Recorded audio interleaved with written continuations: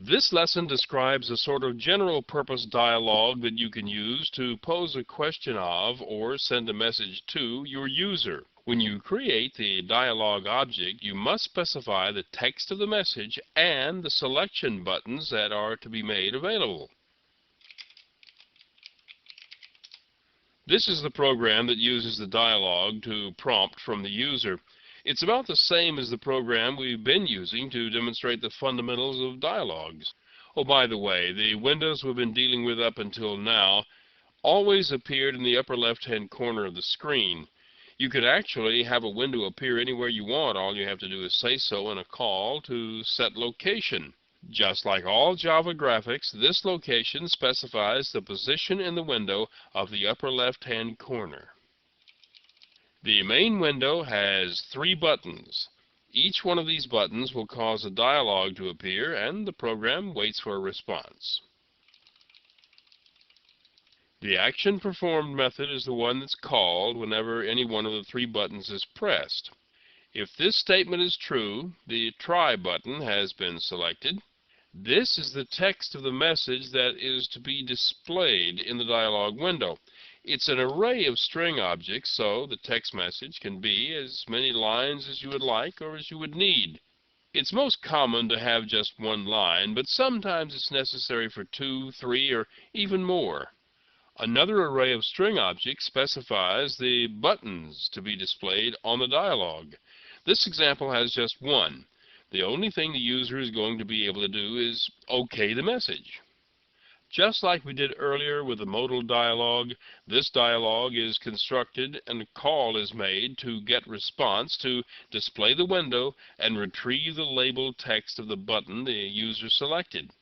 In this case, there's only 1 button, so we already know what the return string is going to be, so we just ignore it. The information here is needed to construct the dialog and is passed to the constructor as parameters. The reference to this window is passed because the dialog does need a parent. Next, a string will be used on the title line of the dialog window. The text of the message and the array of button labels are also passed to the constructor. The selection of the favorite button will cause this block of text to execute and build an ask dialog with several buttons. Whatever response is returned from the dialog is used as the title on this window. And this is for the exit button. This is an exit button with the famous "Are you sure?" message. If the answer is yes, the window is closed. Most of the code in the dialog itself will be familiar to you. It's almost all the same stuff you've seen before. It's just being used in a different way.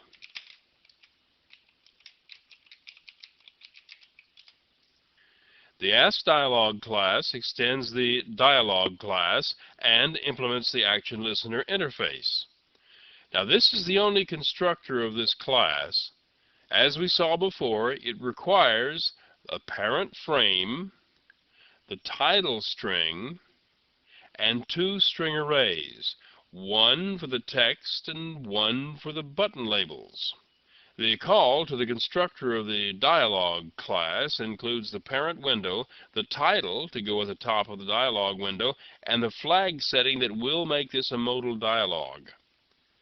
This sort of pop-up dialog with a simple push-button answer is almost always a modal dialog.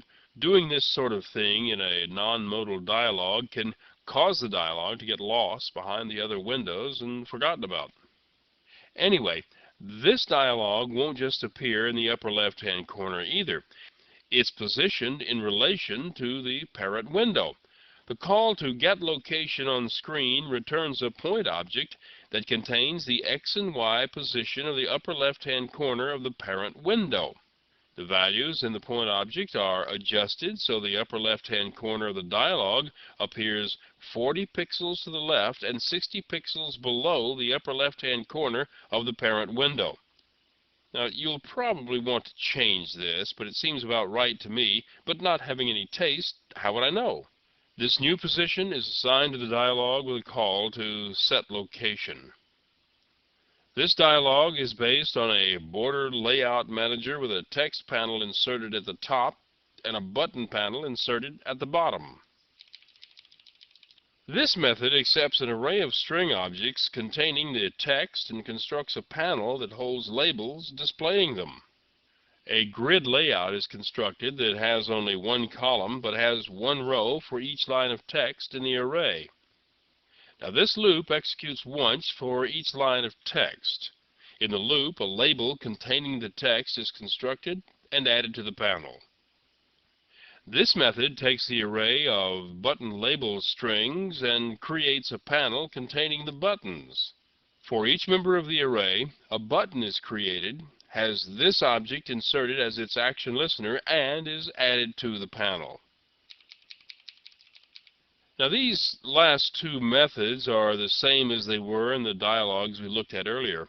A call is made to the getResponse method, which executes a call to the show method, and that pops up the dialog, and then it blocks and waits.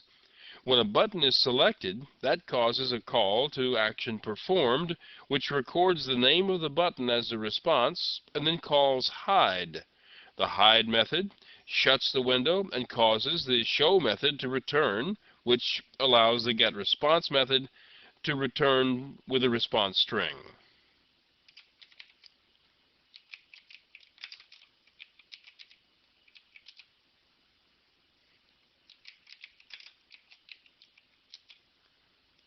The window first appears in the middle of the screen instead of in the corner.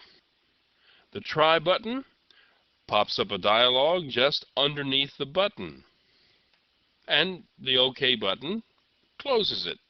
Notice that no matter where the main window is located, the dialog pops up near it.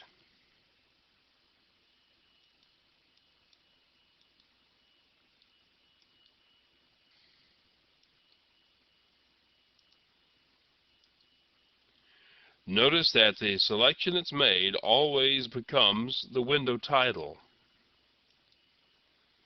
Of course, this window is a bit small for some of them.